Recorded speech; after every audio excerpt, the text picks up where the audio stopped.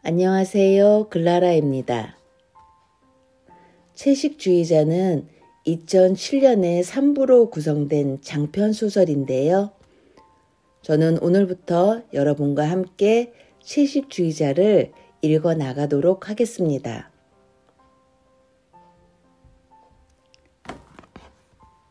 채식주의자 한강. 아내가 채식을 시작하기 전까지 나는 그녀가 특별한 사람이라고 생각한 적이 없었다. 솔직히 말하자면 아내를 처음 만났을 때 끌리지도 않았다. 크지도 작지도 않은 키, 길지도 짧지도 않은 단발머리, 각질이 일어난 노르스름한 피부, 외꺼풀 눈에 약간 튕겨져 나온 광대뼈, 개성 있어 보이는 것을 두려워하는 듯한 무채색의 옷차림, 가장 단순한 디자인의 검은 구두를 신고 그녀는 내가 기다리는 테이블로 다가왔다. 빠르지도 느리지도 힘있지도 가냘프지도 않은 걸음걸이로. 내가 그녀와 결혼한 것은 그녀에게 특별한 매력이 없는 것과 같이 특별한 단점도 없어 보였기 때문이다. 신선함이나 재치, 세련된 면을 찾아볼 수 없는 그녀의 무난한 성격이 나에게는 편안했다. 굳이 그녀의 마음을 사로잡기 위해 박식한 척할 필요가 없었고 약속 시간에 늦을까봐 허둥대지 않아도 되었으며 패션 카탈로그에 나오는 남자들과 스스로를 비교해 위축될 까닭도 없었다. 20대 중반부터 나오기 시작한 아랫배, 노력해도 근육이 붙지 않는 가느다란 다리와 팔뚝, 남모를 열등감의 원인이었던 작은 성기까지 그녀에게는 그다지 신경 쓰이지 않았다. 언제나 나는 과분한 것들을 좋아하지 않는 편이었다. 어린 시절에는 나보다 2~3살 어린 조무래기들을 거느리고 다니며 골목대장 노릇을 했고 자라서는 넉넉히 장학금을 받을 수 있는 대학에 지원했으며 내 대단찮은 능력을 귀하게 여겨주는 작은 회사에서 내세울 것 없는 월급이나마 꼬박꼬박 받을 수 있다는데 만족했다. 그러니 세상에서 가장 평범한 여자로 보이는 그녀와 결혼한 것은 자연스러운 선택이었다. 예쁘다거나 총명하다거나 눈에 띄게 요염하다거나 부유한 집안의 따님이라거나 하는 여자들은 애초부터 나에게 불편한 존재일 뿐이다. 내 기대에 걸맞게 그녀는 평범한 아내의 역할을 무리 없이 해냈다. 아침마다 6시에 일어나 밥과 국, 생선 한 토막을 준비해 차려주었고 처녀 시절부터 해온 아르바이트로 적으나마 가게에 보탬도 주었다. 1년간 다닌 적이 있다는 컴퓨터 그래픽 학원의 보조 강사로 일했고 출판 만화의 말풍선에 대사를 쳐넣는 하청일을 받아 집에서 작업했다. 아내는 말수가 적은 편이었다.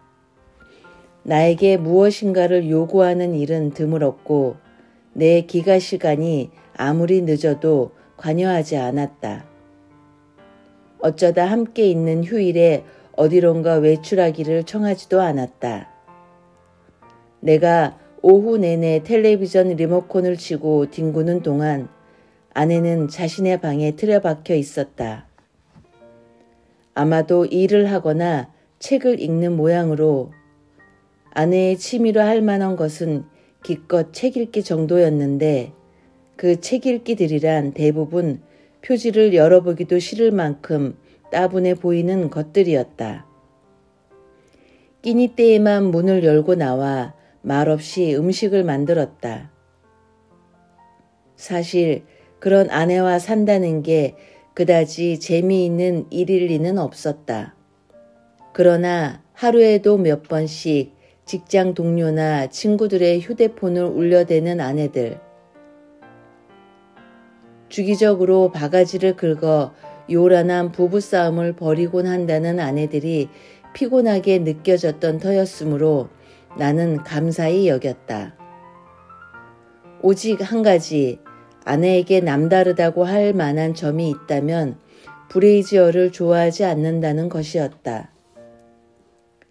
짧고 민숭민숭했던 연애 시절 우연히 그녀의 등에 손을 얹었다가 스웨터 아래로 브레이지어 끈이 만져지지 않는 것을 알았을 때 나는 조금 흥분했었다. 혹 그녀가 나에게 무언의 신호를 보내고 있는 것인지 판단하기 위해 잠시 새로운 눈으로 그녀의 태도를 관찰했다.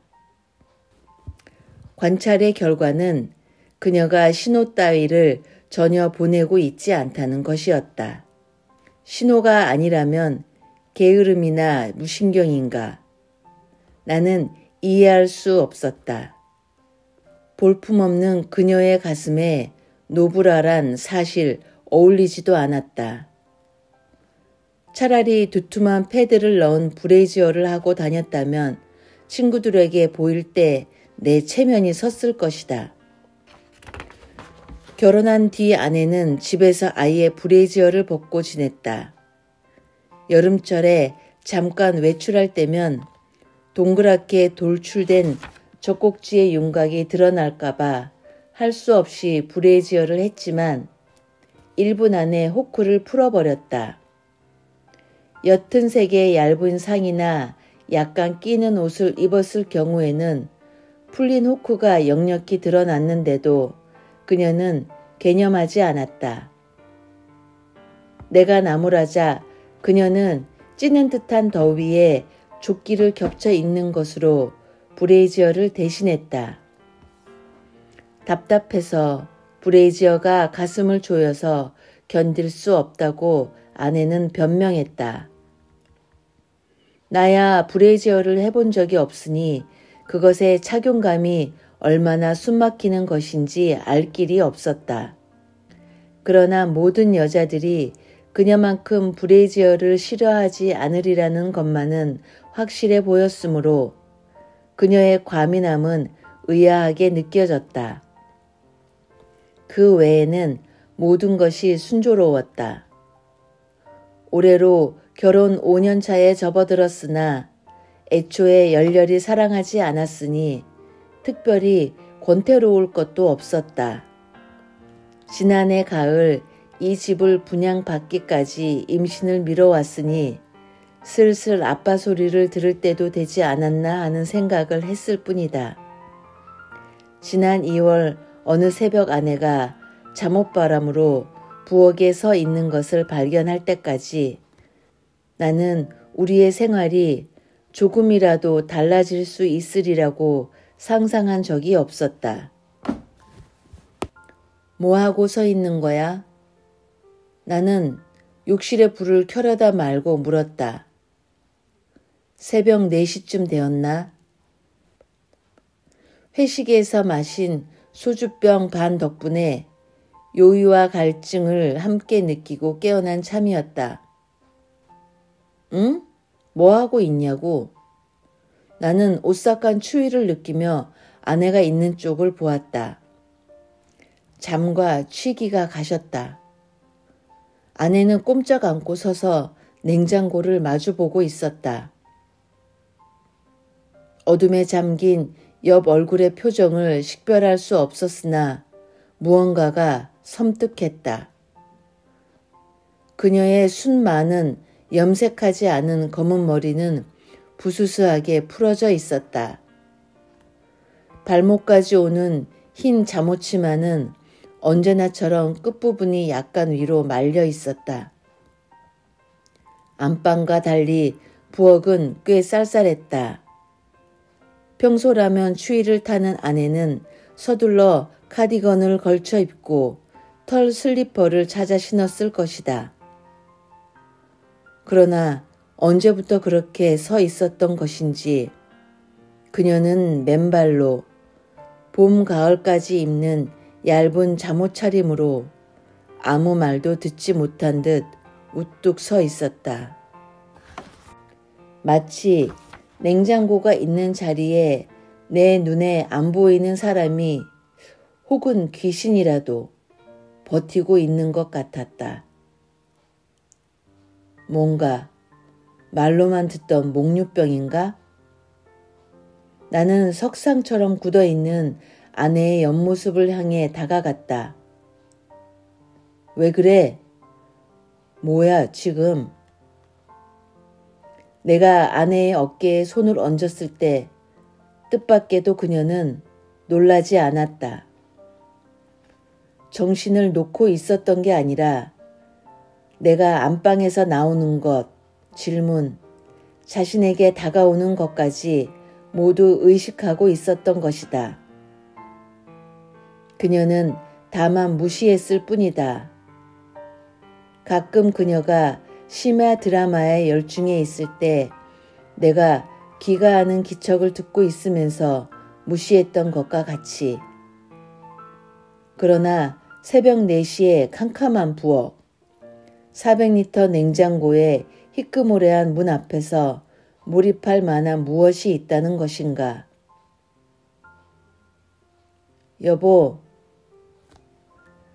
나는 어둠 속에 드러난 그녀의 옆 얼굴을 보았다. 처음 보는 냉정하게 번쩍이는 눈으로 그녀는 입술을 굳게 다물고 있었다. 꿈을 꿨어. 그녀의 목소리는 또렷했다. 꿈? 무슨 소리를 하는 거야? 지금이 몇 시야 대체? 그녀는 나에게서 몸을 돌려 문이 열려있는 안방을 향해 천천히 걸어갔다. 문턱을 넘자 팔을 뒤로 뻗어 조용히 문을 닫았다. 나는 혼자 어두운 부엌에 남아 그녀의 흰 뒷모습을 삼킨 방문을 바라보았다. 나는 욕실에 불을 켜고 들어갔다. 며칠째 영하 10도 안팎의 추위가 계속되던 즈음이었다. 몇 시간 전에 내가 샤워를 했으므로 그때 물이 튄 슬리퍼가 아직 차갑게 젖어 있었다.